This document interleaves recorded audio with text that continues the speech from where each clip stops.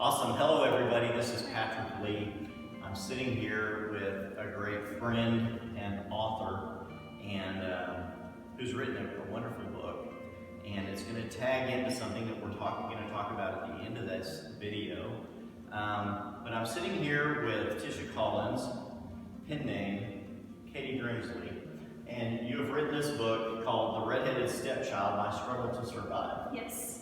And we have a campaign that we are going to be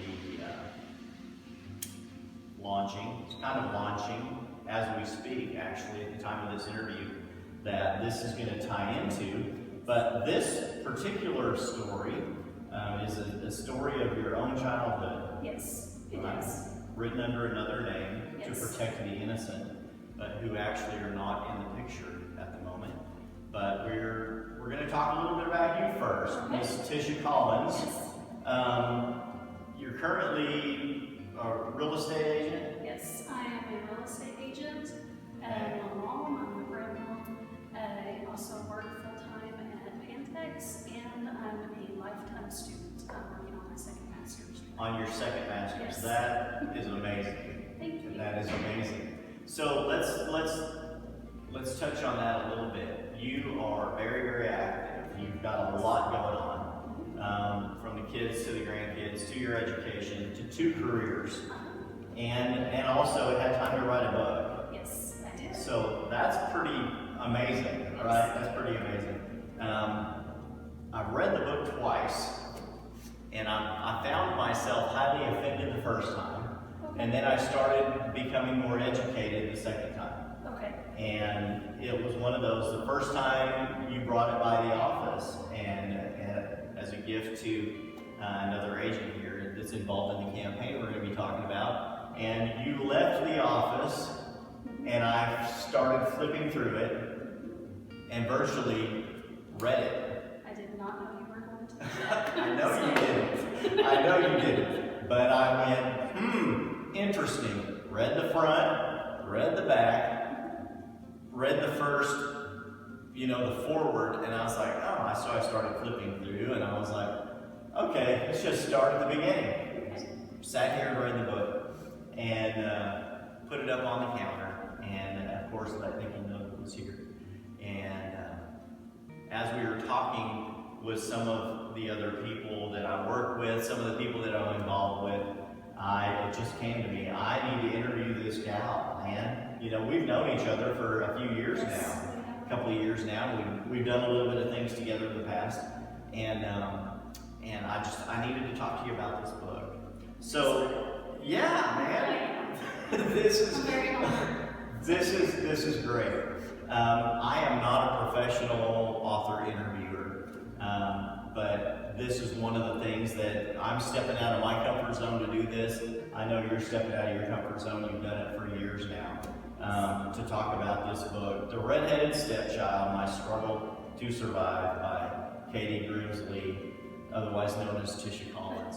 I got a friend request today on social media from Katie Grimsley, and it didn't click in my head right away who it was, and then I opened it up because I have to check to see who the person is that's added you as a friend, make sure they're not an axe murderer.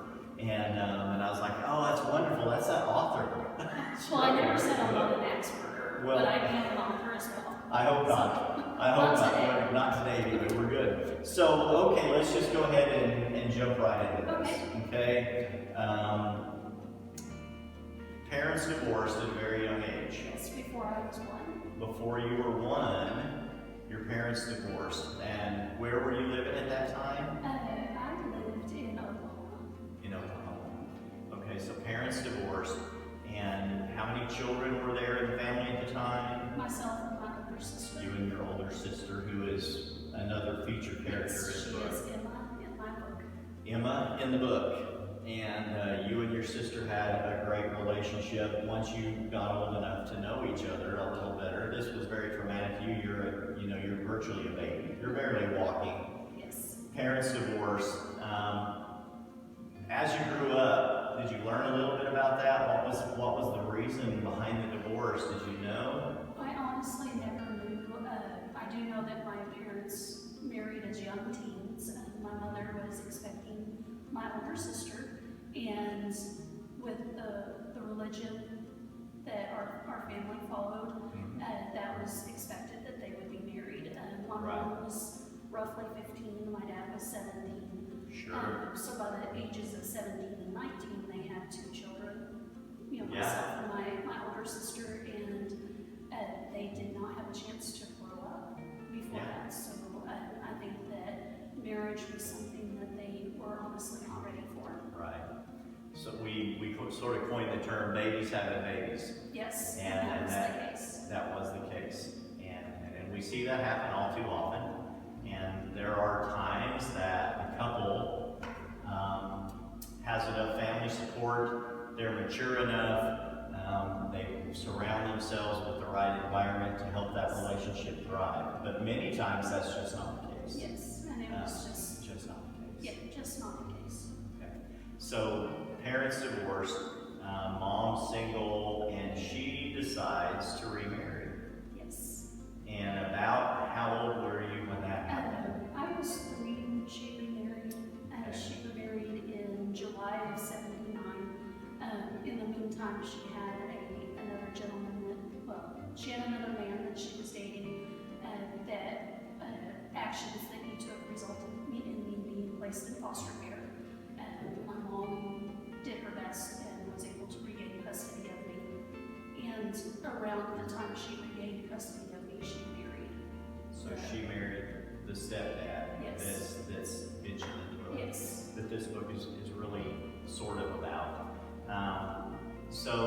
And as far as your early memories go, that's when you started, when she married him and y'all moved in together, that's sort of when all of this started happening to you and your sister, Yes. Emma, in the book. Tell us a little bit about that. I'm going a little off script here because, and I mentioned that you put a lot of things in this book Yes. that were just traumatic to you. And are there any other things that stood out that you did not include in this book? That I know there were a lot, and it's hard to put it all down on paper in a couple of 100 pages. But there were things that Emma and I chose because I had Emma's help with this, because kids remember different things. They do. And there were some incidents that we did not place in the book because we felt that those were secrets that needed to be kept. Gotcha. My mother is an amazing woman, and she's just wonderful. And I think that there are things that happened to my sister and I that she does not need to read. Right. So Agreed. So those are secrets that she and I will keep. Agreed. And that's so smart, and it shows such great character and courage by you and your sister. Because what really happens, of course, is you have this young lady with some children. How is she going to make ends meet? How is she going to feed these mouths? She's got these babies to take care of. And she finds herself in a relationship with a man that she thinks will love her and care for her children. And at the end of the day, she's basically in the same position y'all are. She was. And she found herself in a relationship that was abusive as well. And in order to keep food on the table, and you just try to find a way to make things work, right? My mother did what she had to do. Absolutely. She did her absolute best for us. And she was 19 when she married him, and 19, almost 20 years old. And she was not ready for the world that was, provided to her. So, wow. yeah. That's incredible. That's a testament to mothers everywhere. It really is. Because I was never raised, I was raised with wonderful parents. Never had to experience any kind of abuse in my life. Raised in a wonderful home. We weren't incredibly wealthy. We were, meager income with 5 children. And in the 60s, and times were hard all over, right? If you didn't make a lot of money, times were hard all over, but it was never in an abusive relationship. I had a lot of friends that were. Yes. And all through my younger years, I knew a lot of different friends that were in abusive relationships at home and had hard lives. But you and your sister experienced a lot of very, very traumatic things. things when you're very young. And throughout the course of this book, it seemed like as you got older, certain areas of the abuse got worse. Yes. Some of the physical abuse, of course, got worse. Yes. The emotional abuse and, you know, the name calling, the degradation, those kind of things that you experienced a lot when you were younger. You weren't worthy of being loved. You were a guest in the house. Yes. You were not a member of his family. Exactly. You were basically treated like an animal. We were supposedly guests in the house, but in reality we were employees that were not paid. Yeah. And not treated Unpaid well. help. We were unpaid help, yes. Unpaid help. My sister and I, we basically worked from probably the ages of 4 and 5 until we grew up and moved away. I mean, I've cooked, I've cleaned, I did laundry. She and I were cooking usually 5 to 7 meals a week. And virtually a slave in your own home. Yes. Yes. That's not children. Not children. We were not You were children. child labor. Yes, exactly. That's a good Yeah, way of putting you it. were We were child labor. Forced child labor, unpaid. And we complain about some countries that have child labor in that country, and children as young as 8, 9, 10 years old, maybe making tennis shoes or clothes or cell phones, we don't know, and making pennies a day. If they get paid at all, you're virtually a child laborer for free. Yes, in America. In America. Of all places. And I think that's why this campaign that we're going to discuss really spoke to my heart. And God and I had a big conversation about that because I've been child labor. Yeah. But we'll, definitely get to that more. Certainly. About how many years did this abuse take place? I read it in the book. Let the people know this isn't something that happened for a year or two. No. This is something that went on for quite some time, correct? Yes, it went from the time that I was around 2 years old, because I don't have a lot of the memories being that small, until the day that I moved out. And that was After how I old were was you? 18 years old, and I just graduated from high school. And I already had everything packed up the week before I graduated. And you were ready So to go. I was ready to go. When you were a young teenager, I think before high school, actually maybe middle school age, you left the country. Your father was in the military, and you moved to Holland, and you lived Yes. there how many years? 5 years? 5 In years. Holland. Yes. What was that like? It had good things and it had bad things. Good things were when we were with our mother, we would drive throughout Europe and get lost and find amazing things. We would have wonderful adventures. She really tried so hard to make things, good memories for us like that. Right. But then the bad things were we were in another country. We were thousands of miles away from our family. My biological father was not within my grasp. I could not reach out and communicate to him. We were prohibited from speaking about anything that happened in our home. One time I got in trouble because we were eating at a restaurant on one of the bases, and a friend came to talk to us while we were eating and said something about home, and we got in trouble for, 1, speaking while we were eating, and 2, speaking about things that occurred at home. Right. So we were in a situation where she and I, my sister and I, only had each other. My. Not able to speak at home. Not able to speak unless spoken to. Correct. Not allowed to speak while you're eating. Correct. Not allowed to leave the table when you're done eating unless there was a break in the conversation with the adults, and you would say virtually a script. Yes, we would recite a script and To it be wasn't excused. excused. It was, Right. and it was 3 or 4 lines that we had to. And if recite you perfectly. didn't basically toe the line, as a lot of people say, then the physical abuse would start. Yes.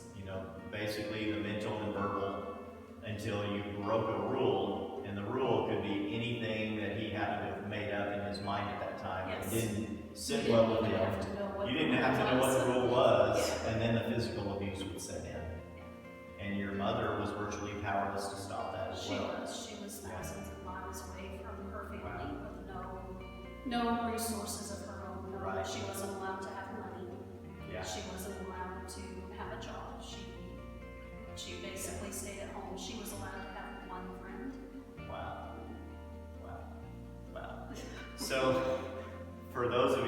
watching this, I mean, these are the kind of stories that you hear that you don't expect. This is from someone that I've known for a couple of years and had no idea. And the people that you may run into every day, or at least every few days, probably have a book like this inside of them that needs to be written.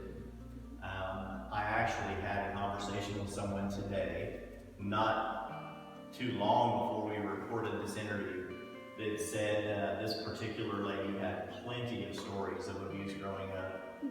Virtually could have been living on the streets, and the things that they had to do to virtually change their life and swear to themselves that when they grew up that their kids would never have the same kind of upbringing they had. And you know what my response to her was, you have a book. Yes, she does. She does have a book. She has a book in her that needs to be written. So reading this kind of wrecked me. It's kind of wrecking me right now because I didn't experience the things that you did growing up. My friends did, but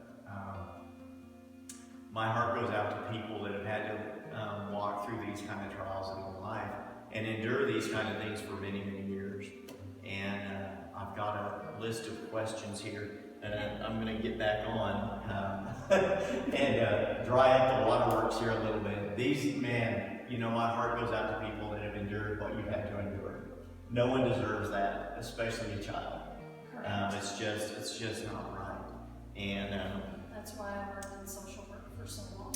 That's one of the questions that you had mentioned, one of the things you had mentioned to me that I didn't write down that I wanted to ask you, but it will tie into our next topic here. At what point did you start to see a light at the end of the tunnel, that things would get better eventually if you lived through this? As a senior in high school.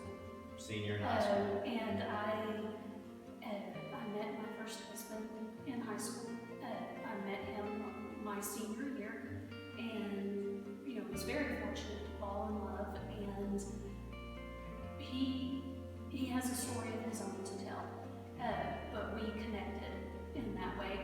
And he and I made plans for the future, and it was the first time that I had ever made plans for the future.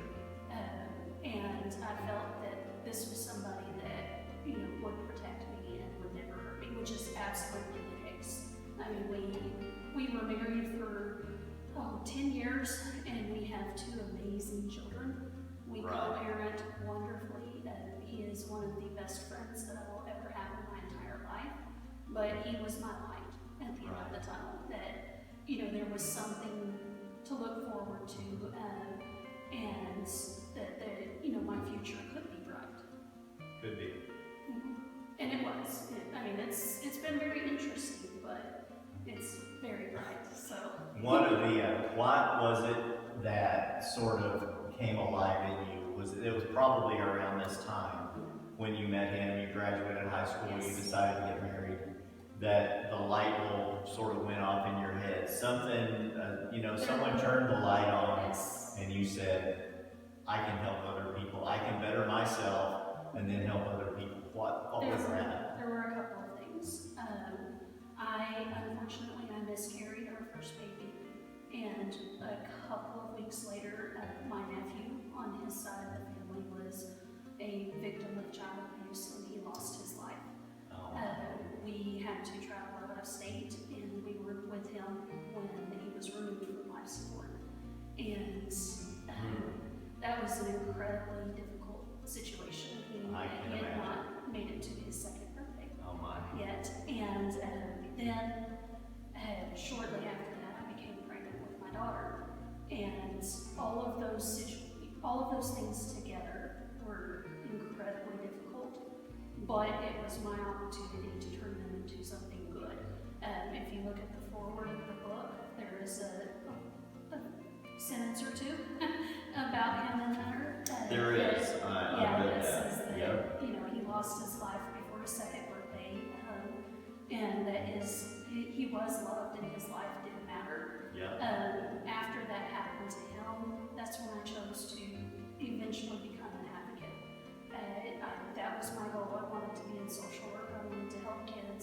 wanted to turn what my situation was into something good so that I could help them and I could relate to them. We have wonderful CPS workers that have grown up in amazing homes and they're wonderful advocates. I did not grow up in an amazing home, and I wanted to do something for them that was not done for me. There were so many people over the years that turned a blind eye that never. Sure they were. Yeah, that I know that they probably knew didn't know things. what to do or Yes. what to say or how to help, and that can be the case with many people. Well, and the trigger with me was that I will not be that person. That Right. I'm one of the first ones to intervene in public if a child's being mistreated, if a child's left in the car, if anything's going on. It does not matter that I'm 5'1". And, I think that I'm with heels, you're taller than that, right? It's just barely, but it does. The mama bear comes out in me, Right. and it does not matter if they're related, to me. They do not have to be blood. I will protect Right. any child in this world in any way I can. Right. So I think I've made a grown man cry before because they've, been called out. Yeah, on things as that they they're should not have expecting been, it. as they should have been. So I also know that you're a woman of great faith, yes. and I claim to be a man of great faith, and I know that had to have helped you to strengthen you, to know that what you were going through was not right.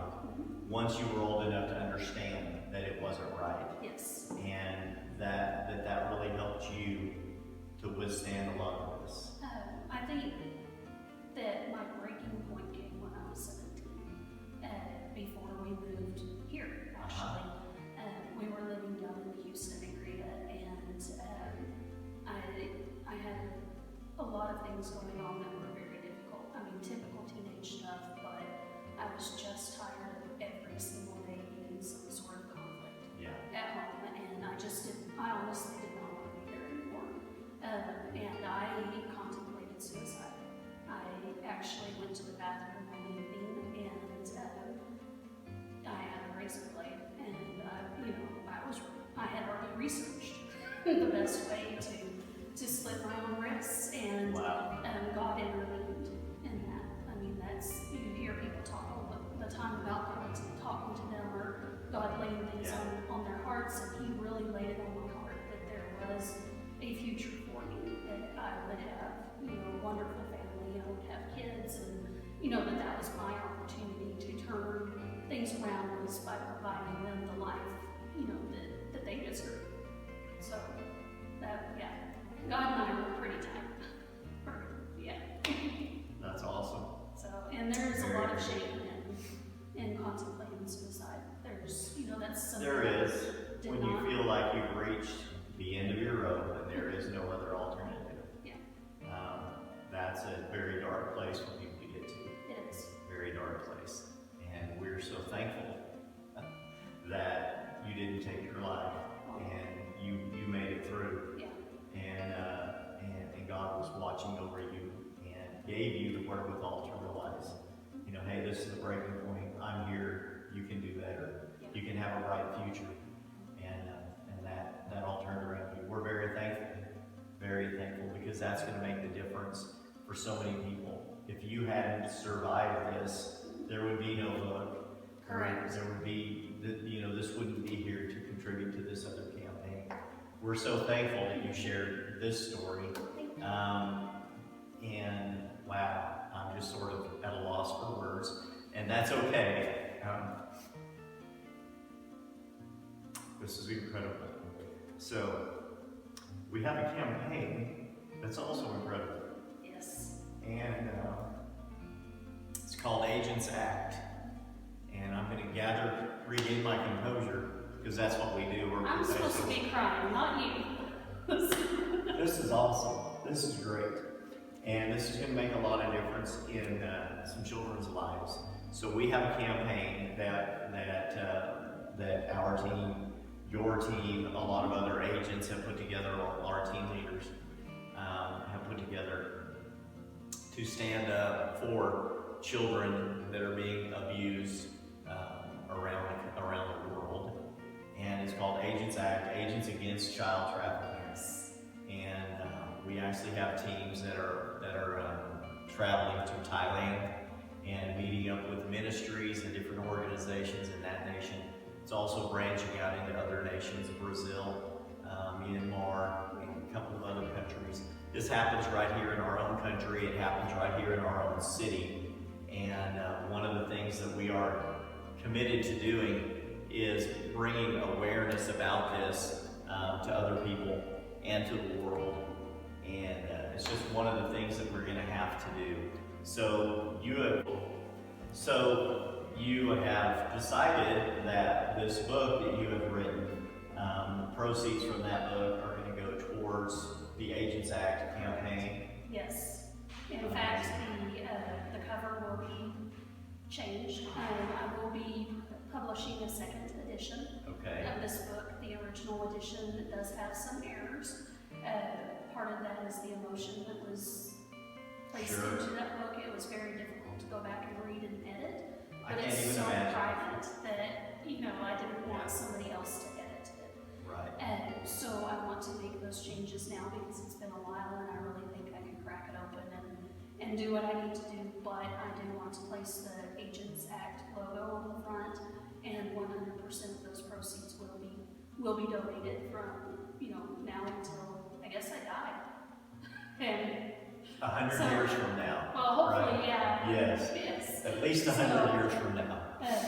But I think one of my things has always been, even when I was working in social work, because that's very difficult. How many years did you do social work? I was in that field since from 2005 until 2017.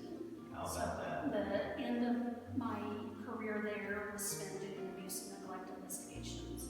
And in fact, I stayed on a couple of extra months to finish a particular case that was very hard on my heart, that I wanted to stick it through and find justice for a particular child. Absolutely. But with me, it's always been, if I can help one child, it's enough. That's right. I can't, you and I were discussing earlier, we can't save every child in this world, but we can save one particular child's world. That's right. So if it only sells enough to save one child, it's worth it, right? Yeah, I would love to save thousands, but yes, 100%. Well, it's going to make a difference. It's definitely going to make a difference in the lives of children around the world, much more far-reaching than we probably even know. And it's already made a difference in my life just from reading the book. I'm sure it will make a difference in your life as well. The book is called The Red-Headed Stepchild, My Struggle to Survive by Katie Grimsley, otherwise known as Tisha Collins. Thank you so much for being with me today, Tisha. It's been a pleasure and a joy for you to wreck my life with your book. And I'm a crier. That's okay, right? This is a wonderful experience, and we have great hopes for wonderful success for this book, the sales of the book, and the launch of the Agents Act campaign. Thank you for watching this interview. We appreciate you very much. Bye-bye.